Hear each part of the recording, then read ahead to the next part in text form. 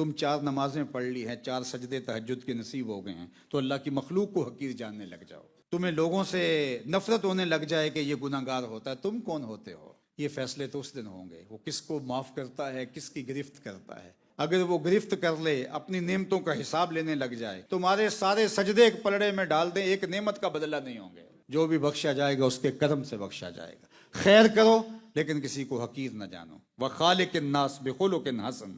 اللہ کے محبوب سے پوچھا گیا، سوال کیا گیا، حضور جو لوگ جنت میں جائیں گے اس کا سبب کیا ہوگا؟ حضور نے فرمایا 2 چیزیں، تقوی اور اخلاق حسنہ۔ کبھی بھی اپنی زبان نہ بگڑنے دینا، کبھی بھی اپنے رویوں کو ردی نہ ہونے دینا، اپنے لہجے کی متانت کو کھونے نہ دینا۔ کبھی بھی جو بھی حالات ہو جائیں، جو بھی لوگوں کا رویہ ہو، آپ کا رویہ خوبصورت ہونا چاہیے، آپ کا انداز لوگوں کے ساتھ اچھا ہونا چاہیے، لوگوں کے ساتھ حسن سلوک کے ساتھ پیش آئیں، خندہ پیشانی کے ساتھ پیش آئیں۔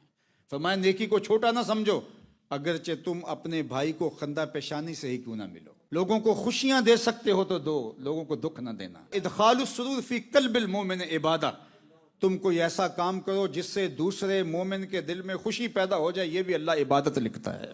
لوگوں کو تکلیف میں مبتلا نہ کرو، لوگوں کے راستے نہ روکو، لوگوں کو اذیتیں نہ دو، لوگوں کو پریشانیوں میں مبتلا نہ کرو، لوگوں کے لیے اذیتوں کے پہاڑ نہ کھڑے کر دو، مصیبتوں میں نہ ڈالو، لوگوں کی آراز پہ، عزتوں پہ حملے نہ کرو، لوگوں کے ساتھ خام خواہ کا حسد کر کے اپنے آپ کو، لوگوں کو اذیت دینے کی کوشش نہ کرو۔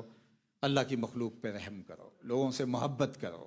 اللہ کے محبوب نے ایک موقع پر ارشاد فرمایا، المؤمن مالفۃ لا خیر فی من لا یالف ولا یولف۔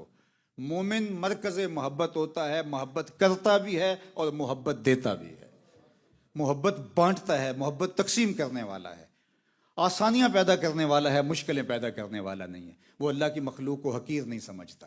فرمایا کہ الخلق عیال اللہ، جو مخلوق ہے اللہ کا کنبہ ہے، تو اللہ کے کنبے کے ساتھ شفقت کرو، اللہ کے کنبے کے ساتھ محبت کرو۔ میرے والد گرامی کہا کرتے تھے، اور میں اپنے طلباء کو یہ کثرت کے ساتھ بتاتا ہوں، آپ فرمایا کرتے تھے کہ اگر کسی کے بیٹے سے پیار کیا جائے، اس کی گال سہلائی جائے، اس کے سر پہ ہاتھ رکھا جائے، اس کا ماتھا چوما جائے، تو باپ کا دل کتنا راضی ہوتا ہے اور وہ کس قدر اس پہ خوش ہوتا ہے۔ کہا اگر تم چاہتے ہو کہ رسول اللہ تم سے پیار کریں، حضور کی امت سے پیار کرو، اور اگر چاہتے ہو اللہ ہم سے پیار کرے، اس کی مخلوق سے پیار کرو، وہ تمہیں محبت سے نوازے گا۔